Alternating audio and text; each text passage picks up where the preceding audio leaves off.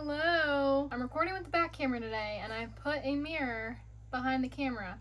So if you see me looking somewhere else, that's where I'm looking. I have just finished packing for the 50K and I wanted to kind of walk you through everything that I packed so that if you need to pack or if you're kind of lost on how to start, maybe this video helps you out, but I also don't really know what I'm doing. So this is just my process as a very beginner. So the first thing that I did was I checked the weather, where the race is going to be.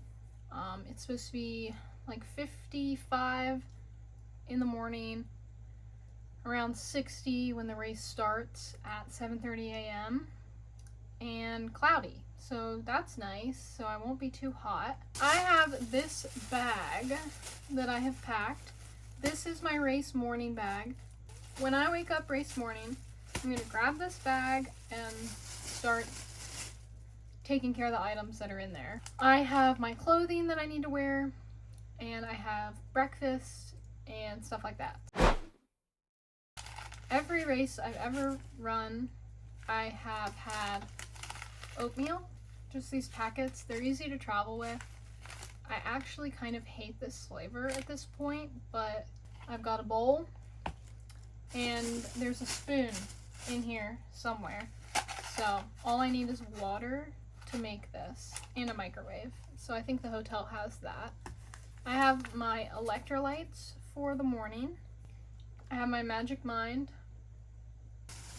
That'll be breakfast. I also will probably put either 2 oranges in there or a banana, and I'll eat that on the car ride, as well as drink the electrolytes on the car ride because it's about 45 minutes from the hotel. That will be fuel for the morning. I've got my race hat. I like this hat because it matches the color of my vest, and I think that is fun. My little light long sleeve. This is just Dan skin. It's like probably from Walmart. Just a little black long sleeve. I probably won't wear this at the start of the race, but it'll be for in the morning. I have my face sunscreen as well as a little bit of sunscreen for my shoulders. Again, it won't be sunny, but that doesn't mean the sun's rays aren't hitting you. So we'll just have to play it by ear on if I need to put that on or not. I've got my Darn Tough socks. I have these Gymshark biker shorts. They have pockets on either side. They're perfect. I ran a couple runs in them, so I know that they don't cause me any issues. And they have extra pockets, so I can put snacks in my pockets as I run through aid stations, which will be good, I'm sure. My sports bra. This is just a random sports bra again. A lot of my running gear is stolen from my mom. She used to run a lot, and so I just take her old stuff. I mean, I've bought stuff for myself, of course, but a lot of the sports bras I wear are hand-me-downs. This is the most comfortable sports bra that I own. This is what I wore the 18-miler in. So I'm gonna run the race in this. And then again, this is another hand-me-down. This is from Nike. It's just a little tank top thing. It's very light. So that's the outfit. I also have like a little t-shirt that I might want to run in. It's just a gray t-shirt that I've packed in case it's colder than I think. And then of course I have my shoes that I threw in there, and I just put on the little, I don't know what you call them, but they're like shoelace tags that a friend got me. They say, "Keep going, Jade, and you can do it."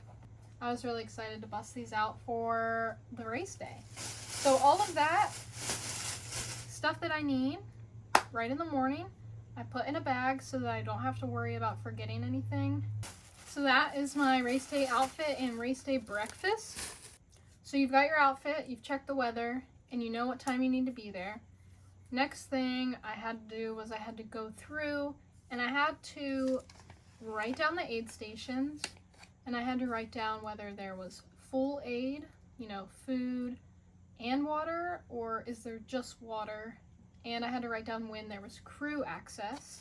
So I wrote down each aid station and each mile, and then I wrote down the cutoff times. And then what I kind of did was I also mapped out the elevation. So I was given a file and it shows me the elevation. And so what I kind of did was I wrote 0 to mile 1 is uphill. And then mile 1 to mile 5 is downhill. I only did that for like the climbs that were prominent. So of course within a climb of 5 miles, there's probably some up and some down. But overall, that 5 miles is uphill. So I wrote all of that out, and that helped me kind of calculate pace as well. But what I did was I kind of just gave myself a 15-minute pace, maybe a little bit more. So mile 0 to mile 7.5, I gave myself 2 hours to complete that. And the cutoff is 2 hours and 20 minutes. So that's probably like 16, 17 minute pace. So I did that for all the aid stations. I did my best guess. I used my last long run to estimate where I think I would be. And then I put stars where there was crew access. And then I started planning out what fuel I would need in between. I have the bucket that I'm gonna have my parents and my boyfriend carry to each aid station. It's just gonna be in the car. And I'll go through what's in there kind of as we talk about fuel. To start the race, I'll obviously have full bottles, full water, and I have these 600 milliliter bottles in here. So I have 2 of those, and I'm gonna fill that with my lemon tailwind, 3 scoops. That is 300 calories. The idea with me planning the fuel is that I'm emptying my fuel by the time I reach the next aid station. I don't really think that will happen, but that's what I'm planning for. So starting in my vest, I have a cookies and cream honey stinger, a strawberry lemonade goo. I probably won't eat that, but again, I want to be prepared. An empty plastic bag, just in case there is like a bin of pretzels and I want to grab like a handful of different snacks. So that's what's in the front. This will be filled with 300 calories of tailwind and 300 calories here. So that's 600 calories in 2 hours, which is a lot. So I probably won't drink it all. I'm also going to put some peach rings in my vest. Again, I don't really know what I'm going to want. We'll see how it unfolds.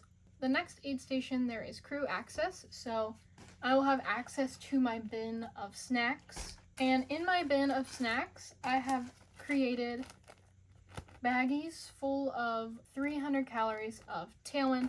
These are going to travel with me to the next unsupported aid station. But when I get to the next aid station, there's crew access, so I'll have access to my bagged tailwind again. And so I'll refill my bottles with that. I'll grab 2 of the tailwind baggies, 1 for each bottle. Toss them in my pack. And then if I need to, I can grab any of the other snacks that I've packed in the bin. At mile 15, about 4 hours in, there is no crew access, but there's full aid, so there's all sorts of snacks. So when I hit that aid station, I'll stop on the side. I'll attempt to figure out how to pour this into my things, fill them with water, and then I'm going to eat some snacks, and that's where this plain baggie comes in if I want to take anything with me. And then I'll leave that aid station. When I get to the next aid station, it is crew access point, and so I'm going to probably start drinking the raspberry caffeinated tailwind, because at that point I will be 2/3 of the way there, 21.5 miles. And so I might need a little pick-me-up. Again, I can also fill, maybe I want lemon, I can fill with lemon. I'm also going to go ahead and grab 2 bags of the raspberry to take with me to the next aid station. And again, I'll have access to my bin since the crew will be there, and I can grab any other snacks that I might want, like if I want another honey stinger, or if I want more peach rings. 26.5 miles, no crew access, but there is full aid again, so I can eat whatever I want, and I can use these baggies and the water at the aid station to refill my bottles. And then there's one more crew access before the end at 28 miles, and I get to see my family, pick from the bin if I need anything, and finish up the race with everything else in my pack. I decided not to use the back bladder. Every time I use it, it tastes disgusting anyway, but I also have these 500 milliliter bottles that fit in my running shorts. So at any point, if I want plain water, I'm just gonna fill one of these up and stick it in my shorts. Maybe if I want Coke or pickle juice or something, I'll put it in here. Also in the back of the vest, I have a few Band-Aids, some chapstick, and tampons. So that is everything that's in my vest. As for the rest of the basket, an extra pair of socks, peach rings, biofreeze, in case I decide that I no longer want to feel my legs. 20 miles in, this will probably feel pretty good. Honey stingers, I have more goo, 1 applesauce, some goldfish pack, Scratch Labs gummies, which I love these, they're very good. A funnel for the tailwind. Body Glide. I actually don't usually have problems with chafing, but you never know. KT tape, never know. Somebody around you also might need something, so it's good to be over prepared. A muscle roller, extra bottles, an extra pair of shorts. That's the crew bucket. I feel like I'm pretty happy with the fueling plan that I've got set out. I just have to make sure that my parents know where to go to give me fuel, otherwise it kind of falls through. If I finish on time, I should be finishing around 3:30 p.m. There's gonna be some things that I want at the finish line. I figure I'm gonna want a change of clothes. I've definitely packed some Tevas, sandals, sweatshirt. I'm gonna pack a protein shake, and I'm gonna bring some Epsom salts to hopefully take a bath at the hotel afterwards. And that's it. That's everything I'm bringing. I don't have a huge bag or anything, but yeah, that's everything I'm packing. That was my whole kind of thought process with the aid stations and the cutoff times and whatnot. And I feel like I did a pretty good job planning. It's gonna be less stressful going into the aid station because I know exactly what my plan is now. It is 3 days before the race, so I'm getting this stuff done pretty early because I want to relax as much as I can and settle in to the race plan. I'm not nervous necessarily for the running part of the race. I think I'm more nervous for the atmosphere at the beginning of the race.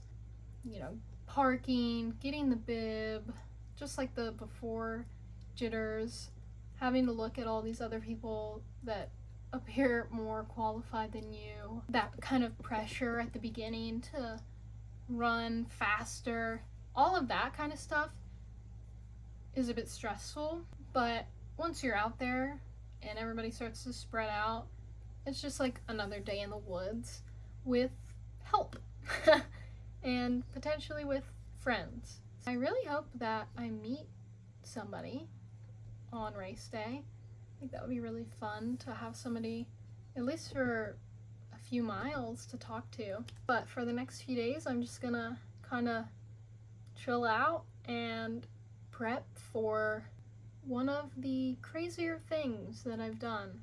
I used to say that I didn't want to run a marathon, and that was about a year ago. So to be running a marathon plus some is kind of crazy. I'm a little bit nervous, but hey, whatever fitness that I have is what I've got at this point.